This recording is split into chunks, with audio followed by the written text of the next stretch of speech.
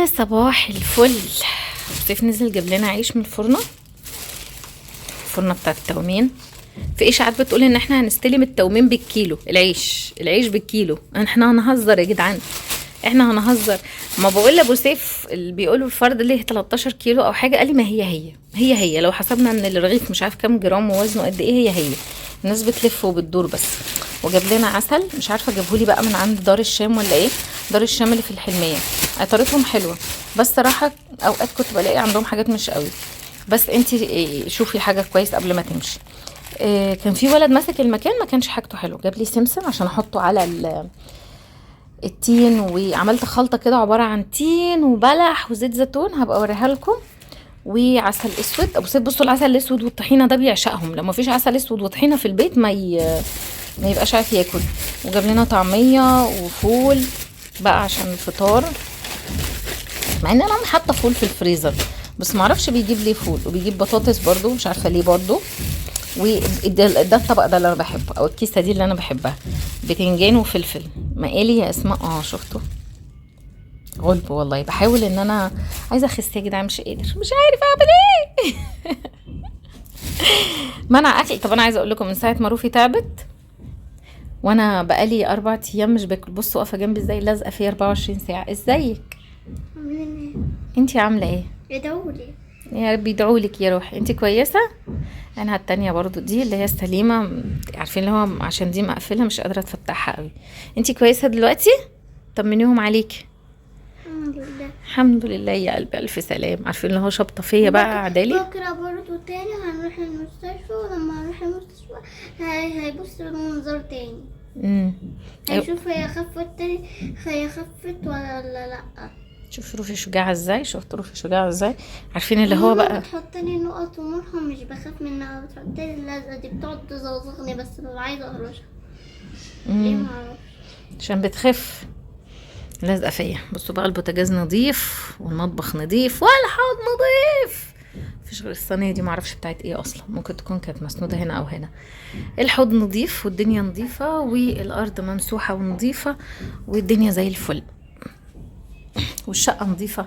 البنات اللي بتقولي انت بتكسلي على الروتينات، طب تعالوا بصوا احنا لسه صاحيين. بصي الارض نظيفه، الكراسي والكنب نظيف تمام، يا دوبك الكنبه بس ممكن تعدلي شويه كراسي، لكن الارض نظيفه، الدنيا نظيفه. هروق ايه، همسك اروق معاكم الدنيا تاني وهي نظيفه اصلا؟ فاهمني؟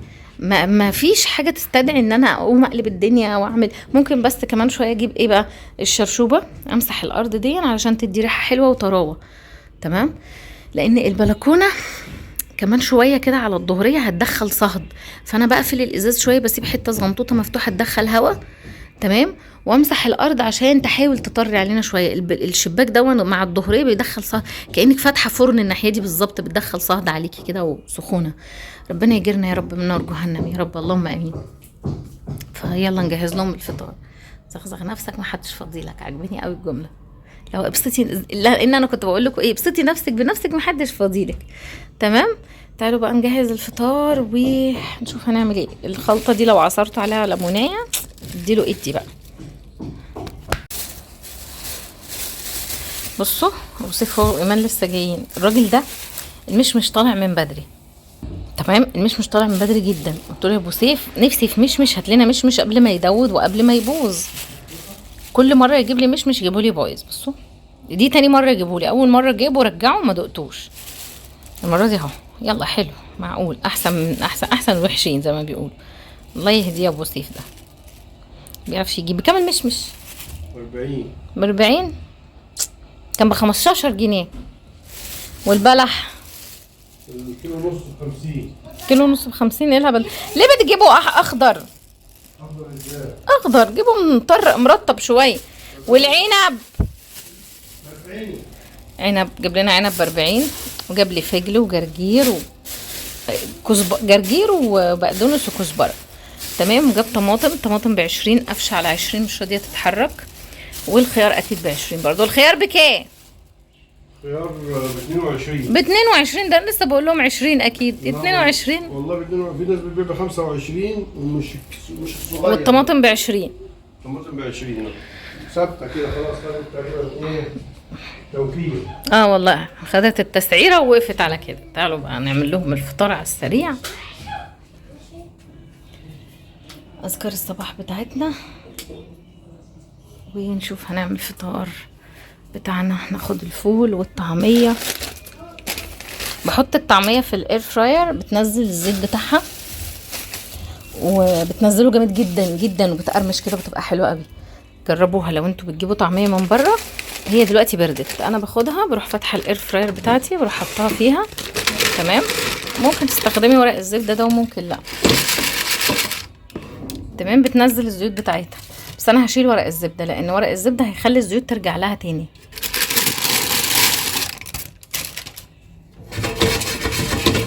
تمام. بس كده واروح قافلاها، الزيوت بتنزل تحت بقى. بظبطها على ظبطه صغنطوطه خالص، فيشه مش محطوطه. جهزت لهم الفطار اهو.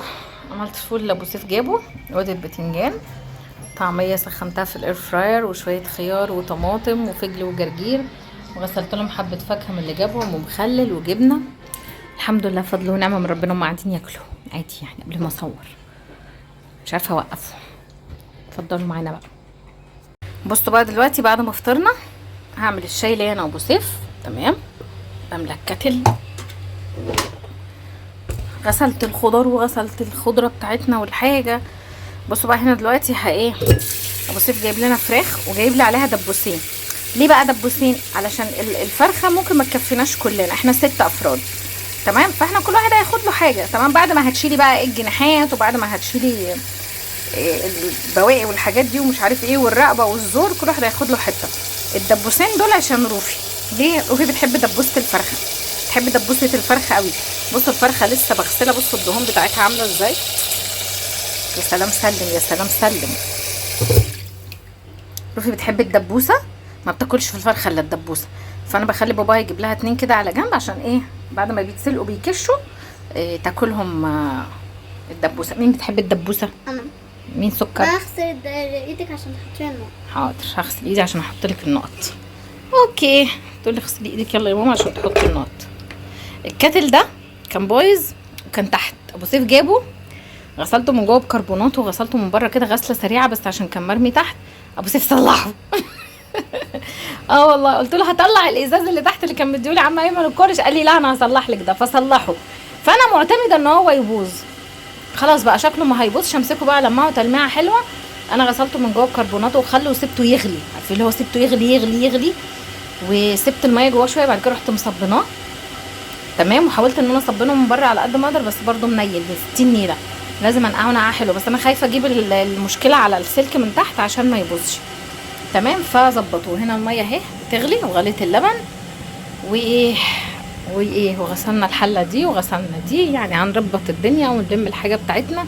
المطبخ لسه مقلوب، حاول يغسل الفراخ بقى واظبطها واحطها في الميه اللي بتغلي مع بصلايه وحبهان وورقتين لورا عشان الغدا.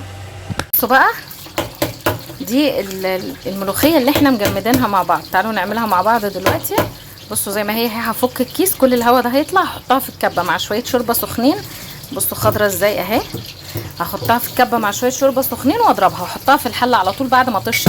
انا بطش في الحله هنا اهو. تمام. هنزل عليها بالملوخيه المضروبه في الكبه. 1 2 3. بصوا بقى الملوخيه، شايفين خضره ازاي؟ دي الملوخيه اللي احنا مفرزينها في الفريزر. بصوا انا ما بحبش اضربها على فكره جامد، يعني انا ضربتها في الكبه انت ممكن تخرطيها. بصوا طبعا الرغاوي اللي انتوا شايفينها البيضه دي الرغاوي بتاعت الكبه، عشان بتبقى كانها اديتها فوم كده. بصوا المهم، بصوا شايفين الملوخيه خضره ازاي؟ زي الفل. الف هنا وشفا بقى. بس غدانا النهارده حمرت لهم فراخ وعملت لهم ملوخيه خضراء مع المخلل بقى والجرجير، وانا بتاعتي سايباها كده مش هحمرها بس. والخضار بتاعنا والحمد لله فضل ونعمه من ربنا. اتفضلوا معانا.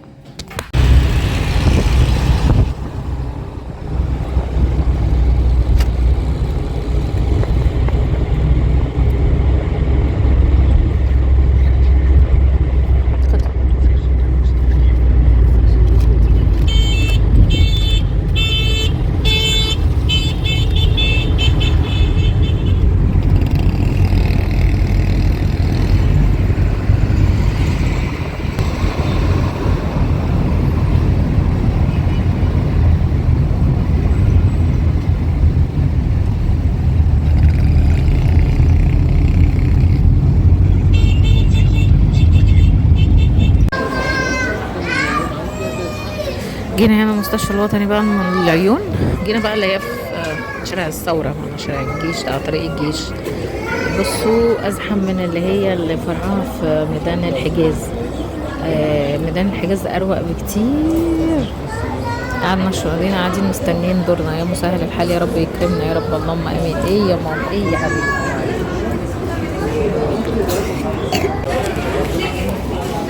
عايزه اقول لكم ان انا قاعده هنا. بصوا الساعه فوق كام؟ الساعه 8 وكام، مش هتشوفوها، الساعه 8 و10. تمام. انا قاعده هنا من الساعه 4:30. يا بالي 4. بصوا الساعه كام فوق؟ الساعه كام؟ الساعه 4 8 و10. انا قاعده هنا من الساعه 4:30 الصبح. من الساعة 4:30 الصبح. انتوا متخيلين ان من الساعة 4:30 لحد دلوقتي قاعدين مستنيين دورنا، والدكتور لسه ما جاش، ودخل حالة طوارئ، وكان في قدامنا 15 حالة. والله العظيم الواحد. بصوا الحمد لله يا رب، الحمد لله. حالي واقف، بيتي سايباه، والعيال اللي هناك سايباهم عليهم دروس وراهم حاجات، والواد الصغير بينحت في الأرض ويسحب، والواحد تعب من كتر ما الواحد عمال رايح وجاي. عارفين اللي هو انا عايزه اقول لكم ان بين المستشفى دي وبين مامتي 10 دقائق بالعربيه، 10 دقائق بالظبط، 10 دقائق على طريق مصر السويس الصحراوي، وبعد سيتي سنتر الماظة بشويه. فعارفين ان احنا رحنا هناك من الصبح، من الساعه 4:30 الصبح واحنا قاعدين، من الساعه 4:30 واحنا قاعدين، والساعه لما داخله على 8:30، يعني او اكتر من 5 ساعات اهو. فربنا يسترها يا رب، ربنا يسترها ويعديها على خير يا رب، يا رب اللهم امين. عشان بجد قسما عظما البت اللي بترغي دي، اللي بتقول بتجري ورا الفلوس عشان شافتني بعمل لايف، ولايف اصلا مش داخل لي منه حاجه. والله العظيم اللايفات بتاعت بتاعت اليوتيوب دي ما بيدخل منهم ولا مليم، ولا مليم. يعني يوم ما اللايف يبقى جايب مشاهدات وجايب مش عارف ايه، يقول لك 2 سنت. انت عارفه يعني ما يكملش جنيه ولا 2 جنيه. لما اعمل لايف يبقى انا كده جريت ورا الفلوس. حسبي الله ونعم الوكيل بجد على المرار اللي الواحد فيه. عينك رشقت ورشقه. يا رب بقى تعرفي ان انت حسوده وعينك وحشه، وتلمي نفسك وترحمي الناس منك ومن قرك ومن نقك ومن حقدك وسوادك. واحد عمره ما بص لحد في حاجه، عمره ما طمع في حاجه مش بتاعته. بسم الله ما شاء الله. ايه ده، ايه ده يا اختي؟ حسبي الله ونعم الوكيل. افضل ادعي عليكي ليل نهار كده، افضل اتحاسب فيكي ليل نهار لحد ربنا ما ياخد لي حقي منك. انا ما دعيتش، بس انا بتحاسب ان ربنا هو حسبي ونعم وكيلي، ياخد لي حقي منك جاتك. يعني اقول ايه عالم مريضه، والله العظيم عالم مريضه. والله بصوا احنا جايين والشمس طالعه والدنيا ضلمت، والمستشفى زحمه بطريقه غير طبيعيه. ربنا يشفي الناس يا رب، ربنا يشفي الناس ويشفي كل مريض يا رب، اللهم امين. عايزه اقول لكم عيالي اتصلوا بيا بيقولوا لي النور عندنا قطع. قلت لهم قالوا لي النور قطع يا ماما، مش عارفين نعمل ايه. الساعه 8:10 هي داخله وربع. فبقول لهم معلش يا بابا لموا نفسكم كده واقعدوا في حته، امسكوا الموبايل ولعوه واهدوا وطفوا السكاكين، وربنا يسهل الحال. ابقى اجي اشوف لكم ايه الدنيا، ما تقلقوش ان شاء الله شويه وجايين. والله العظيم واحد سايب حاله ومحتاله وبيته وعياله وشغله وحالي واقف، وفي الاخر خالص كل ده عشان واحده بنت 60 في 70. انا كنت بنفخ في الدبان. بنت 60 في 70 عينها مدوره مقوره، صابت في البيت. حسبي الله ونعم الوكيل. يا لهوي الواحد تعب والله يا جدعان، مش عارف يعمل ايه. ماشي كده ولا هي